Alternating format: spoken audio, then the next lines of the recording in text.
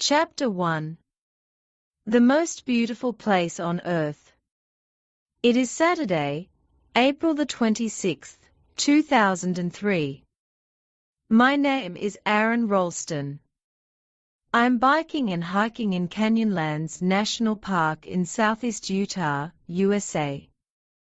Edward Abbey, one of my favorite writers, described it as the most beautiful place on earth. Right now, with the sun on my back and the wind in my hair, I agree. Today is the third day of an activity holiday. It started on Thursday, when I went climbing and skiing on Mount Soplys with my friend, Brad. Yesterday, I biked the Slick Rock Trail, alone. It's not very long, only a little over 19 kilometers. But it's one of the most difficult bike trails in the US. Today, my plan is to hike through Blue John and Horseshoe Canyons after biking to the trail. I'll leave my bike at the end of the trail and hike back to the car park. I'll drive over in the truck and collect the bike later.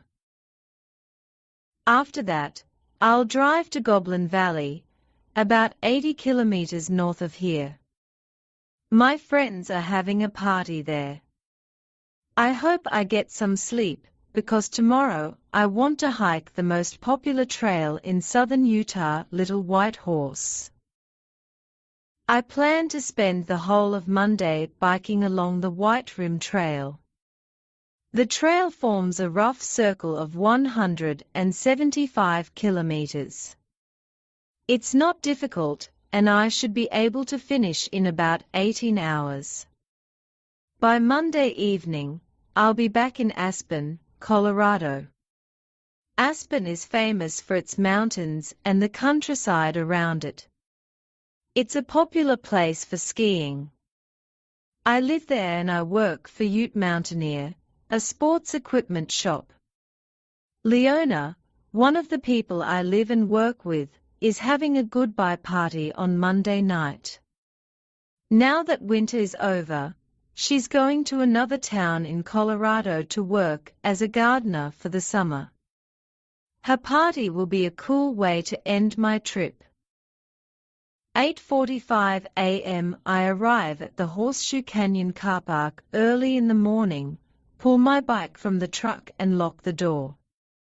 Then I check the time, 8:45 in the morning. As I start cycling, I wonder how quickly I can get to the start of the trail. I can now see the sign pointing to this end of the trail. That means I've cycled 13 kilometers in less than 2 hours. That's good. It will give me more time to finish my hike back to the truck. I lock my bike to a tree and start walking. As I walk, I think about the history of the people who were here before me. One of them, Butch Cassidy, was very famous.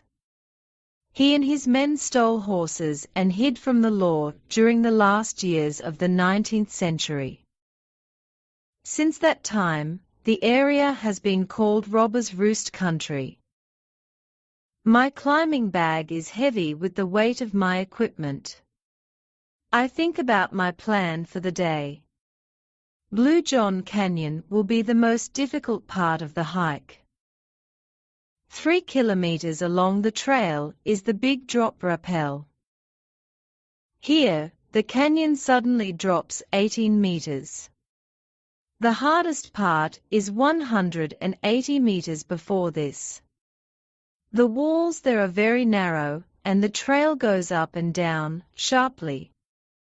There are also a lot of very large rocks called boulders, stuck between the canyon walls. If these boulders move or fall, they can be dangerous. But I'm not thinking of danger at the moment.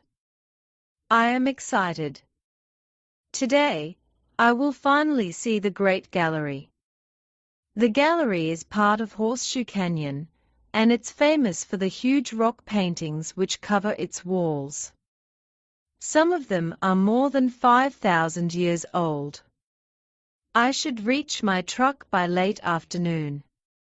So far, things are going well. I arrived here earlier than I thought. This gives me a little more time to finish my trip. I always get very excited when I'm about to leave on a trip. This means I sometimes forget things. Before starting this trip, I forgot to leave a message telling anyone exactly where I was going. This is one of the things my mother taught me. But this time, I just called a quick goodbye to my housemates Brian, Joe, and Leona. Leona asked where I was going. I told her I was going to Utah and promised to be back for her party. Then I got in my truck and drove away. I can't wait for adventure. It makes me feel happier than anything. It's part of who I am. I'm on a high rock, looking down at the trail. I've stopped because I can hear voices. This surprises me. I had expected to be alone. Two young women suddenly appear below me. I feel pleased. I've spent the last 18 hours alone. It will be good to have company for a while. Hi, I call as I climb down the rock. The girls hadn't noticed me. They turn, looking a little nervous. I guess they are about 25 years old. I smile and hold out my hand. My name's Aaron. They smile back. I'm Megan, says the darker girl, and this is Christy. We shake hands and continue along the trail. As we go, we talk about our interests. We all love hiking, biking and adventures. For all of us, this is more important than earning a lot of money. They work in the same business, too. They work for Outward Bound, a sports equipment shop in Moab, Utah. Both Aspen and Moab are important tourist centers for hikers. We are on the trail together for about 5 kilometers. At that point, there is a smaller canyon to the west. The West Canyon goes back in a half circle. The girls left their bikes at the end of it. We will say goodbye there and I'll continue on alone to the Big Drop Rappel. We arrive just before 2:00 p.m. I don't feel like saying goodbye. In the hour and a half we've been together, we've already become friends. Megan feels the same. Why don't you come with us? She asks. We can finish the West Canyon Trail, go back to our truck and have a few beers. I like the idea, but following my plan is more important. I ask them to come with me. How far is it back to your truck? Megan asks. Around 13 kilometers. That's too far. You won't get back before dark, she says. Maybe not, but I really want to do the Big Drop Rappel. And I can't miss the paintings in the Great Gallery. I'll meet you after for a drink. We agree on a plan to meet and go to the party together. Then I turn and wave goodbye. The movement is so easy I don't think about it. But there is something I don't know. It is the last time I will wave goodbye with my right hand. Chapter 2. The Accident. The girls disappear into the West Canyon. I am alone again. I continue walking towards the Big Drop Rappel. It seems strangely quiet without Christy and Megan. I turn on my CD player and listen to a soft, slow song by Fish, one of my favorite bands. The music is perfect for the way I feel, lucky, free and happy. The weather is perfect, too. It's warm and sunny, with just a few white clouds in the sky. Suddenly, my feet hit a pile of loose stones and I nearly fall to the ground. Careful, Aaron. I listen to the voice in my head and look up the canyon. I can see that the trail ahead becomes more difficult. The big drop rappel is now just under a kilometer away. 20 minutes later, I arrive at the most difficult part of the trail. Here, the canyon walls are a lot narrower. The trail rises and falls and is full of sharp rocks. I will have to be careful. I look up and see part of a tree stuck between the canyon walls. It was carried along the canyon after heavy rain. This is one of the dangers of hiking in canyon country. After a sudden storm, canyons can quickly fill with water. In seconds, the water can throw you against the canyon walls and kill you. That's why it's always very important to check the weather before canyoning. Just below the tree is the first drop in the trail.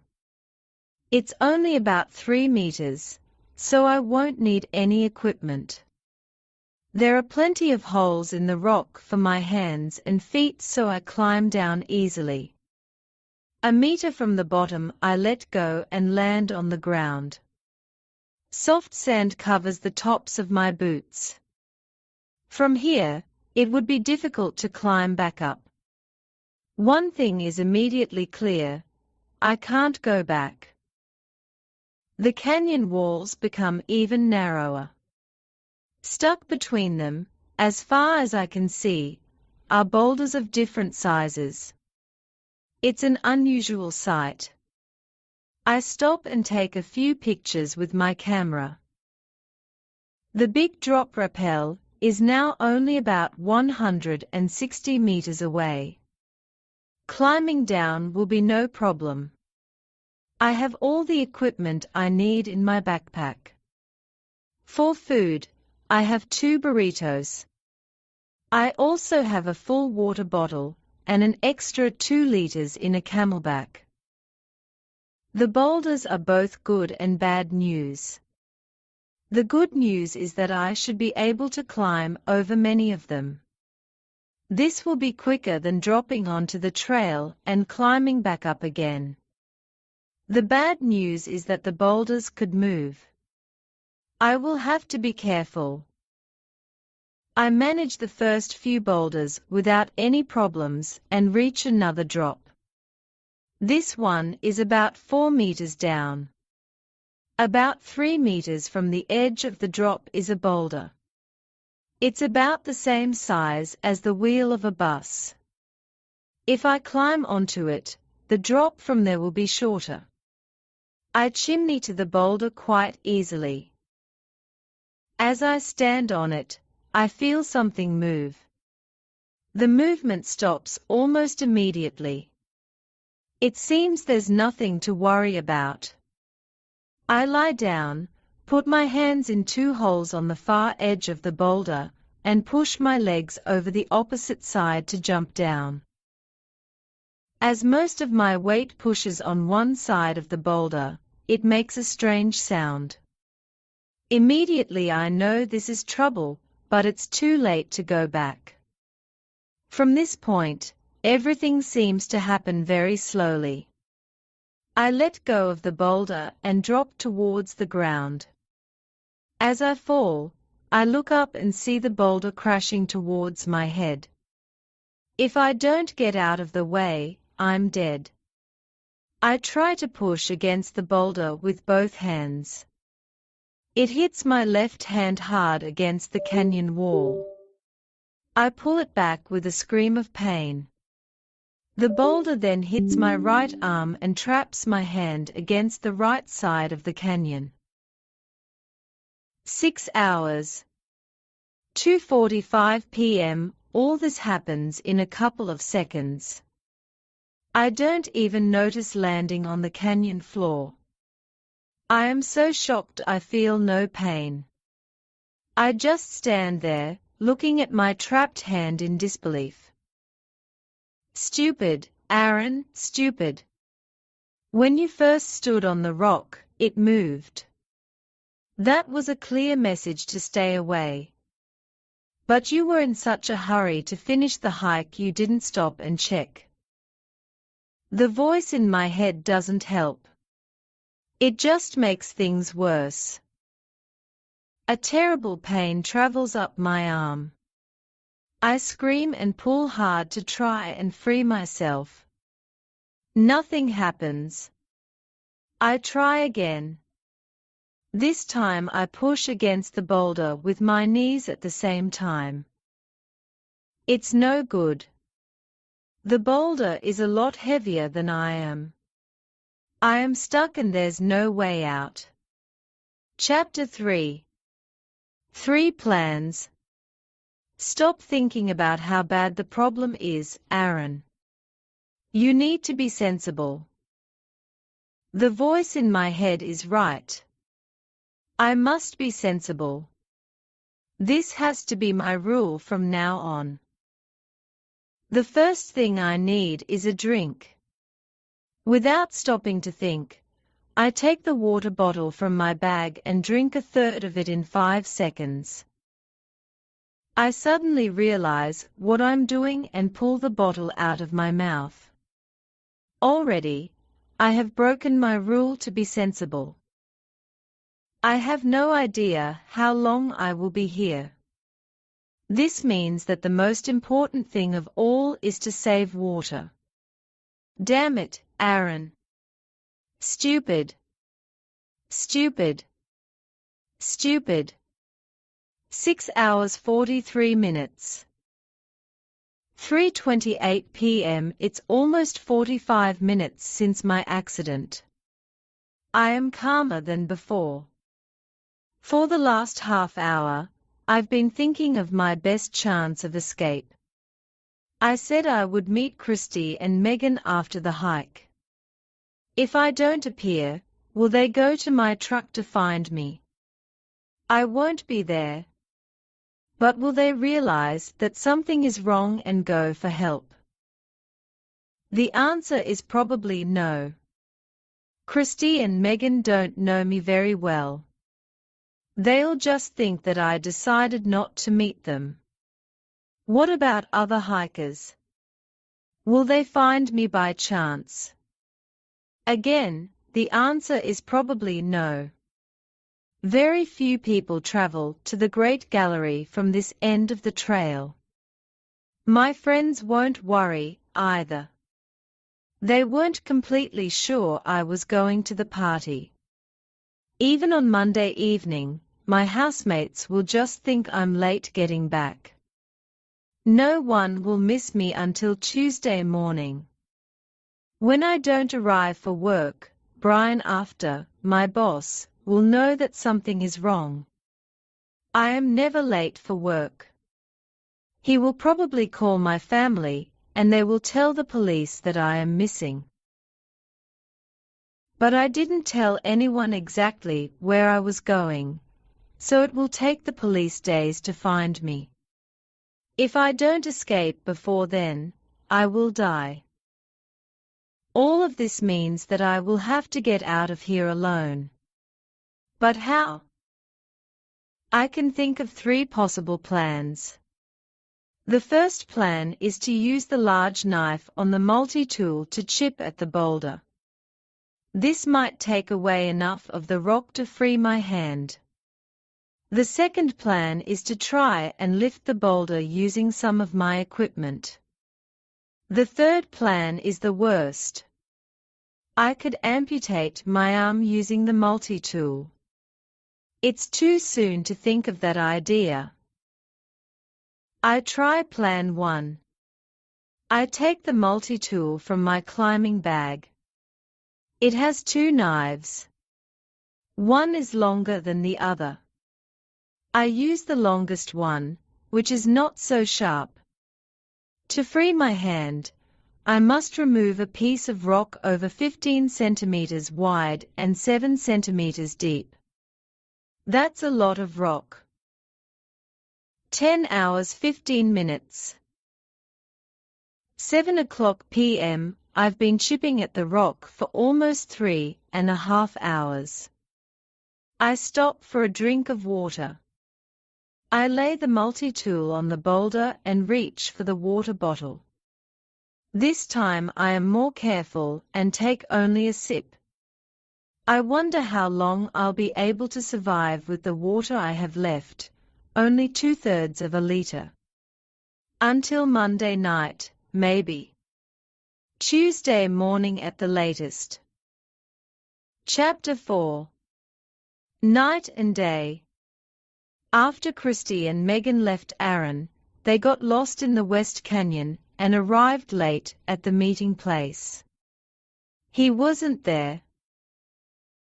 He's probably left already, said Megan, but he can't be far away. Let's drive around and see if we can find him. But there was no sign of Aaron or his bike. It doesn't really matter, said Megan. We'll see him at the party. Again, she was wrong. By the time they reached Goblin Valley, the car park was full and there was nowhere to stay for the night.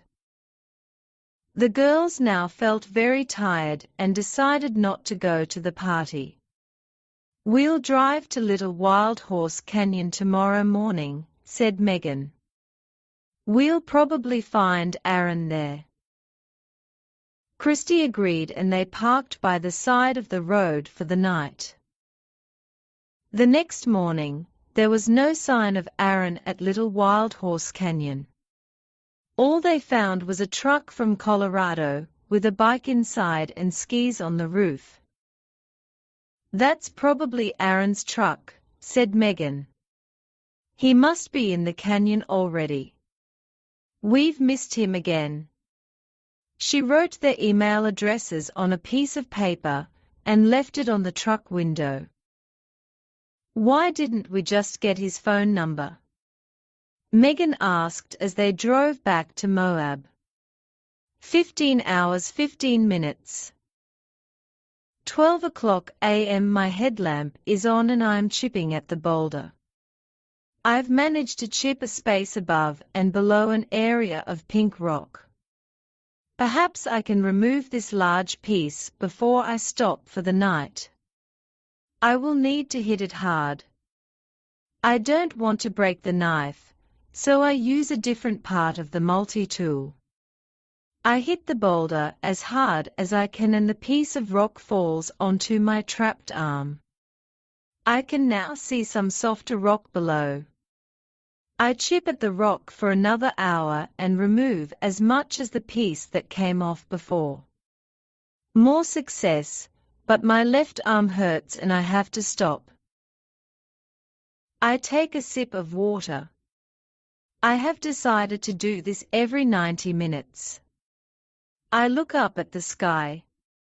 It's a clear night and it's very cold. Now that I've stopped chipping, I feel cold. The wind is the worst. Every few minutes, it blows down the canyon and makes my body shake. I decide to use my climbing bag as a jacket to keep warm. I lay everything inside it on top of the boulder. Then I put the bag back on. I'm a little warmer, but I need something soft to put my legs on. I take my rope, form it into a circle, and lay it on a rock below me. Now I can rest my knees instead of standing up all the time. After a while, I begin to feel uncomfortable again. The problem is the weight on my legs. I decide to try and build some kind of seat. I put on my harness and rope. Then I tie carabiners to one end of the rope and make a kind of ball. The idea is to throw the rope over one of the boulders above my head. If I do it right, the ball will stick in the space between the boulder and the canyon wall. It takes 25 throws before it lands in the right place. Now, will it hold my weight? I sit in the harness. It holds. Success. I feel very happy. But I'm not comfortable for long. I soon need to move again. I stand and chip for 20 minutes, then sit and rest for 20 minutes. This becomes my routine. As morning comes, I'm not feeling too unhappy. This first night was not as bad as I thought.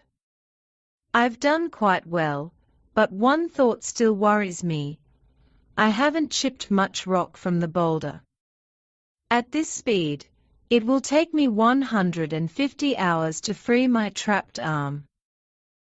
Chipping is not enough. I will have to think of something else. Chapter 5. A sad message. 23 hours 30 minutes.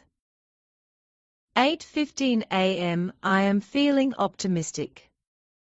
The sun is shining into the canyon, and a raven has just flown across the blue sky above my head. The sight and sound of the bird fills me with hope. I hold my leg in the sunlight. It feels warm against my skin. But I need to do something. It's time for Plan 2. I will use my ropes, webbing and carabiners to try and lift the boulder and free my hand. I look up. There's a sharp piece of rock above my head. If I can throw the rope around this, it might hold everything in the right position. After many tries, I finally succeed. I tie the other end of the rope around the boulder. But when I pull, nothing happens. Everything holds, but the boulder doesn't move. I put more weight on the rope, but it still doesn't work. The rope is not tight enough. 28 hours 15 minutes. 1:00 p.m. I've spent 4 hours trying to lift the boulder, but nothing has worked. Suddenly, I hear voices. Help! Help! I shout. I stop and listen. At first, there's nothing. But then I hear a sound from above and realize my mistake. It's just a small animal moving in the rock. I'd imagined it was people. The sound of my voice shouting for help frightened me. It made me feel lost and alone. I make a promise that I won't do it again. The optimistic feelings of earlier in the day have disappeared. No one is going to save me. That leaves only the third, and worst, plan. I will have to amputate my right arm. What will I need for the job? The knife, that's certain, but also a tourniquet to stop the blood. The plastic pipe from the camelback seems best for that. I take it off and use a carabiner to make it tight. It works well and I feel a bit better. As soon as I put the knife against the skin of my arm, I feel ill. I can't do it. It would be like killing myself. I drop the knife and lay my head on the boulder. None of my plans have worked. I can't free my hand. I can't lift the boulder. I can't amputate my arm. My only hope is rescue, but I'll die before help arrives. I feel angry with the boulder, but it's not the boulder's fault, it's mine. Everything about this stupid adventure was a mistake. I didn't tell anyone where I was going. I didn't go with Christy and Megan to the West Canyon, and I didn't get off the boulder when it moved. 30 hours. 2:45 p.m. It's exactly 24 hours since the accident. I decide it's time to film a message for my family and friends. I place my camcorder on the boulder, turn it on and start speaking.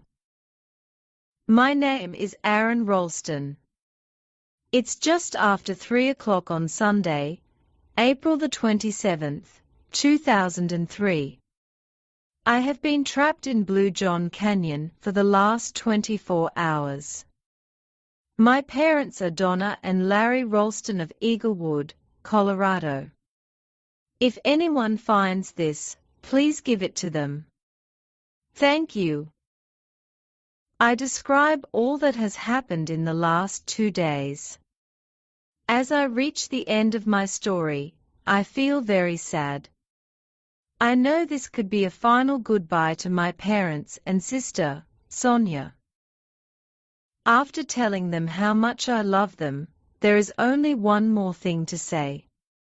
Mum, Dad, Sonia, I'm sorry. I turn off the machine. All I can do now is wait for someone to find me.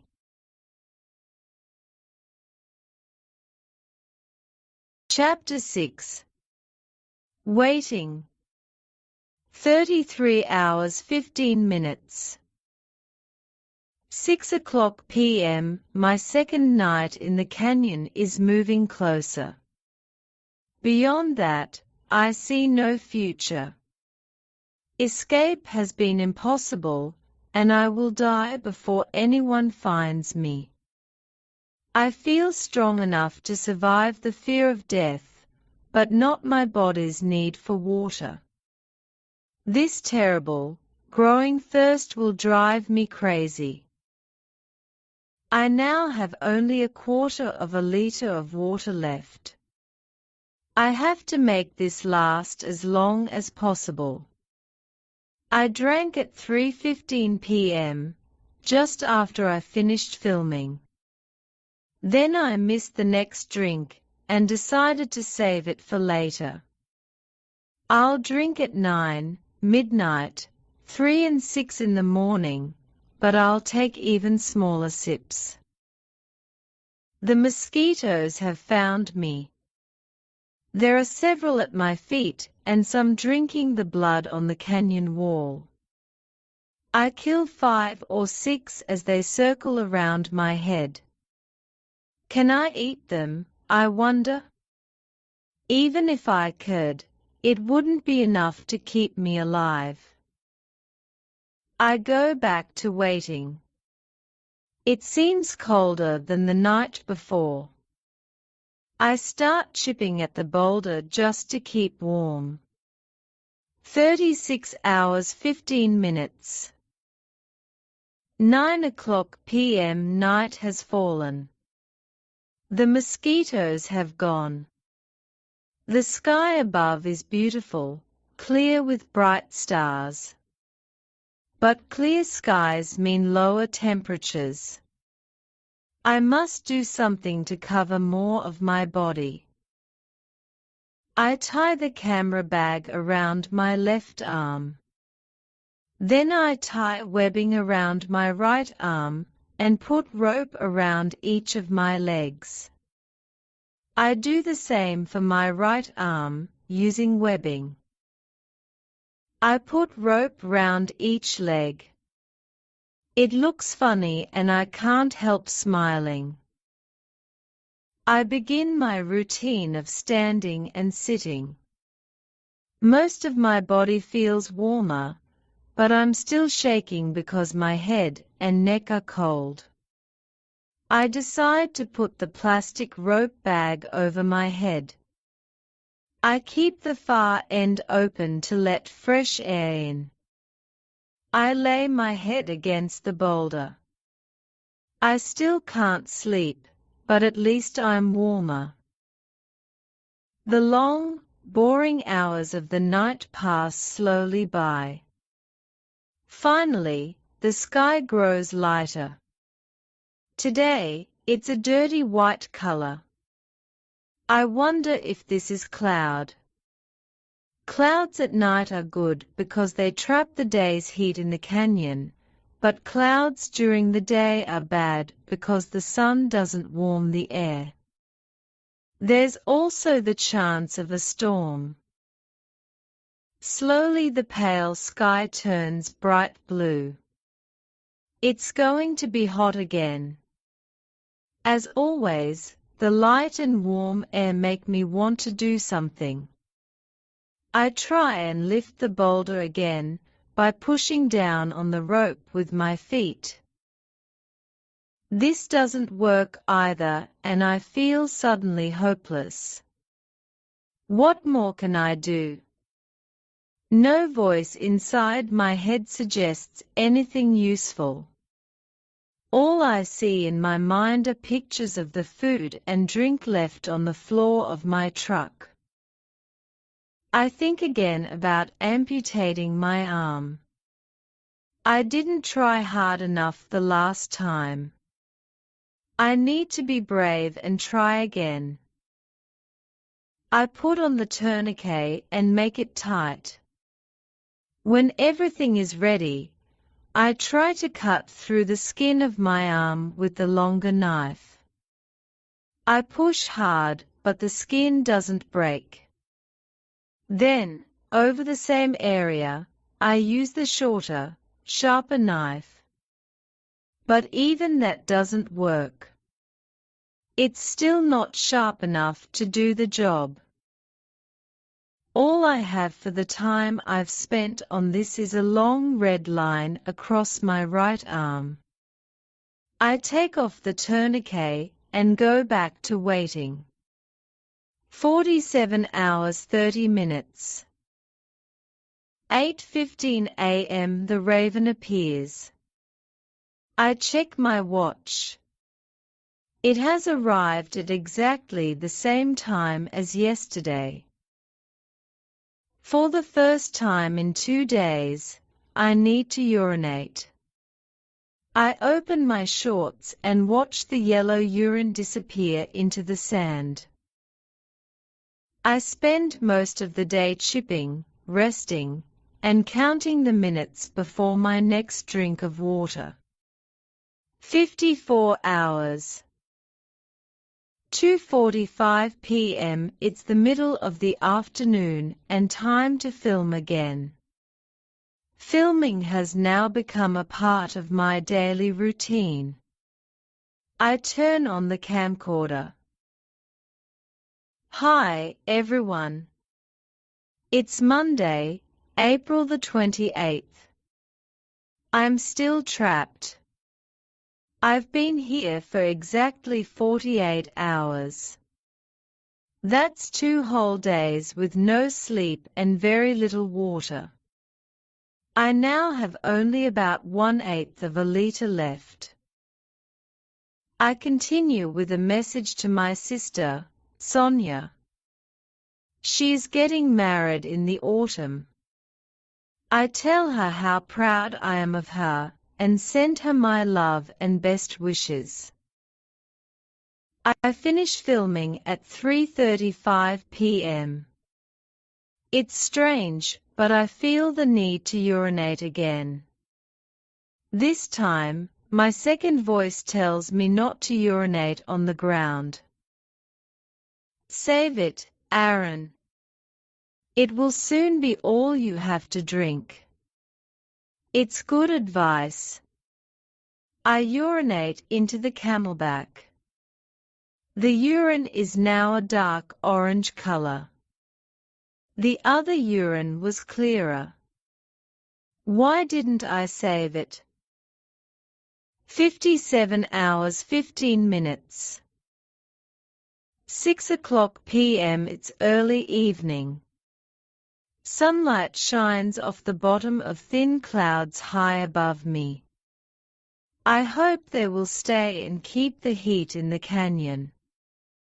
But as time passes, it seems to grow colder. My water won't last much longer. Soon, I will have to start drinking urine. Like the raven, the mosquitoes seem to arrive on time. I kill a few more. Mosquitoes mean there must be water quite close, probably at the big drop rappel. Forget it, Aaron. You'll never see water again. The first voice is back. I try not to listen.